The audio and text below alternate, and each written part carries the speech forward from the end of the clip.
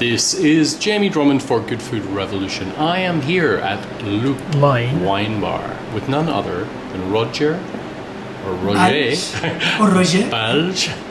Jové, who is joining us. He's here all the way from Monsant, Priorat. How are you today, sir? I'm good, thanks. Really good. Superb. We're going to be looking at 4 wines in a row, wines that have just become available in the Ontario market. I'll let you walk us through them, why don't I? Okay, today we are presenting 3 Didos. Dido Red, that is made mainly with Garnacha variety. And one of the main characteristics of this wine is all the vineyards are located in granitic sandy soils. Okay, in Monsant we have a small part of that appellation that is granitic sandy soils, and is a wine made with standards. We are producing that wine to enjoy in. This is not the typical Spanish red wine with mussels structure. Yes, yeah. Okay, and then we have Dido White, that the vineyards are located in the south of appellation, in the hottest part of appellation, warmest part of appellation, and the vineyards are in limestone soils. We are working with Macabeu, Garnacha Blanca, and Cartoixa, and since a few years ago we are doing 40% of the wine with the skin contact. Okay. And then we have Dido La Solució Rosa, the pink solution. That is a blend of red, white, and grey Garnacha, Macabeu, and Tempranillo. I see. And is without the skin contact. And the characteristic of that rosé that is completely different than most of the Spanish rosé wines is long aging in a very old oak barrels. Okay. And finally, we have Vinous Red, that we began our project in 1999, making that wine. And the main variety is Cariñena, 60-70%, with the rest is Garnacha. And we have the vineyards in clay limestone soils, and we have a long skin contact and a long aging in large oak barrels and cement tanks. So what are the similarities when it comes to vinification for these 4 wines?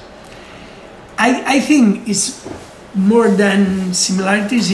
Is the thing is the artisan process. We are working with natural yeast.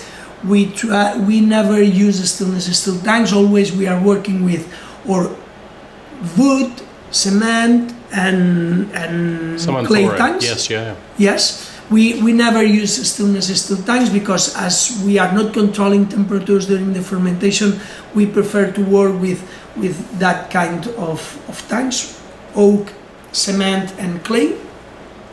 And because for the rest of things, another similar characteristic is we are working with natural yeast, okay? And we try to use as less as possible sulfites, okay? Just adding a little bit in some wines, and some of them are without sulfites. Then is an artisan process, but this is the characteristic because we are working with different vineyards, and we are making wines thinking about the vineyards more than the process in the cellar. Okay, that's why, for example, we have less skin contact, long time skin contact. Okay, sometimes it's difficult to find similarities in each wine. The main characteristic is the artisan winemaking. Fantastic. Now, all of these are co-ferments apart from your white wine. What is the thinking behind that? It's because the thing is when we are co-fermenting, because we saw in the past that the fermentations are moving better when you are fermenting together than separately. Okay, we are just fermenting separately Dido White because when René arrived at the region and in 2005, he thought that, okay, I'm working with Garnacha, we are in the region that Garnacha is the main variety, in that case white Garnacha, but he found more Macabeu than Garnacha. Right. And he needs to understand how work with Macabeu. And since then we are fermenting separately This is the only wine that we are fermenting the varieties separately, and we are still keeping that winemaking. Now, please tell me again the breakdown of the grapes in the red there, Universal. Is mainly Garnacha, 80%, and then the rest is Syrah, and we still have 1% Cabernet and 1% Merlot. But it's mainly Garnacha, okay? It's not a single variety wine, but we can find the typical expression of Garnacha in granitic sandy soils. And the Syrah component has been reducing year by year, right? Yes, because we have bad adaptation between American rootstocks and varietal part, okay? And every year we are losing vines, and the percentage of Syrah is decreasing every year. A little bit every year. And the rosé is quite a special rosé, is it not? It is because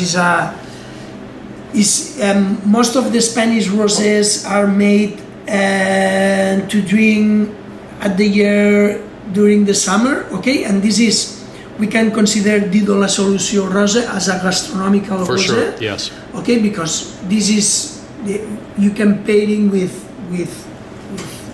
different kind of food, but also this is a rosé that you can enjoy in autumn or winter, okay? You don't need warm temperatures, this is a rosé. And sometimes in a blind tastings, most of the clients are thinking with power white wines, because we have a structure, we have complexity, we don't have easy fruit expression, okay? That's why we consider as more gastronomical wine than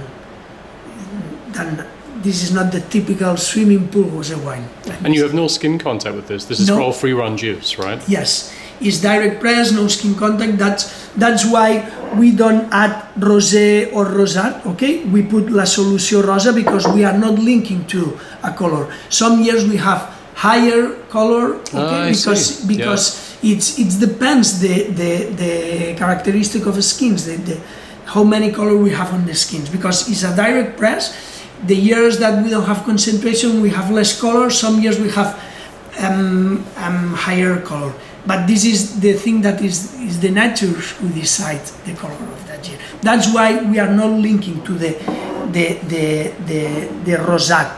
Rosat is because in Spain most of the wineries are linked into a Pantone. They are keeping more hour or less hour in contact with the skins because they try to make rosé wine with same color every year.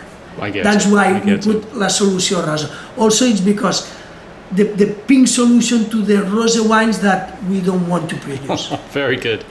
Now the Venus, the La Universal, that is Carignana, right? Mainly Carignana, yes. Right, and it's an interesting take on that grape. And you were comparing Carignana to Nebbiolo in some ways, which is something I've never heard before. So let me hear your argument for that. Well, it's the thing is the Carignana and Garnacha are opposite varieties. Sure. The oxidation in Garnacha is quite fast, and in Carignana is a low oxidation, and both varieties are really good to pairing and to ferment together or to make a blend. And Garnacha is a easy and hedonist variety, and Carignana is difficult to understand the expression of Carignana at the first tasting, and that's why it's because the tannins are a little bit stronger in Carignana than in Garnacha, and also because the Carignana is more rustic variety than Garnacha. It's more or less like Nebbiolo, and because the evolution in the bottle is very similar, okay? And also it's because we love to aging a long time Carignana in times like in much like like in Barolo, like old Barolo, yes, old traditional Barolo. Yes, the traditional Barolos. Like for example, Vinho Red is aged 36 months in large oak barrels and cement tanks. Large oak barrels is between 2,000 and 3,000 liters, and cement tanks is 10,000 liters. Okay.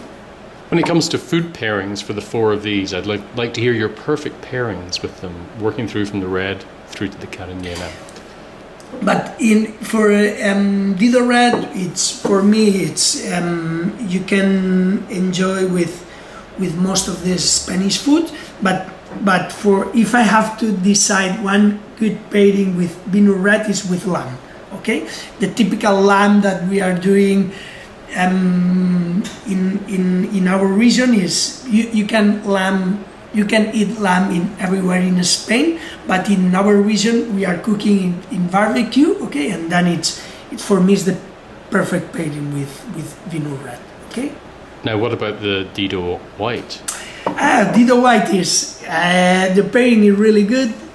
For me, I love to cook fish at oven, okay, and I most of the times I'm pairing with strong fish cooked at oven. We love to put with tomatoes, with potatoes and different vegetables cooked together, and some fish and that they have more fat than is really good, because as Dido White is fermented in contact with the skin, then that tannins are really good to balance the fat that is coming from fish. Right. And with your gastronomic pink wine? Well, this is and I think a good pairing with salmorejos or that kind of summer soups that we have in Spain. Okay, this is a good pairing, and also I like to use with jamón, for example, with jamón and pan con tomate. That is really good in our region. And also with I like to eat with berberechos, because the typical expression from berberechos together with Dido Lasso-Rusio Rosé is... Berberechos, or? Yes, is a seafood. I see. And it's like, I don't know how to translate. This is a typical seafood that is from Galicia, that you can enjoy everywhere in Spain. I will go to my Google for that and work out what it is. We'll see, we'll check, and maybe we'll propose us. Sounds good to me. Excellent. Roger, thank you very much for joining us at Good Food Revolution today. Thanks.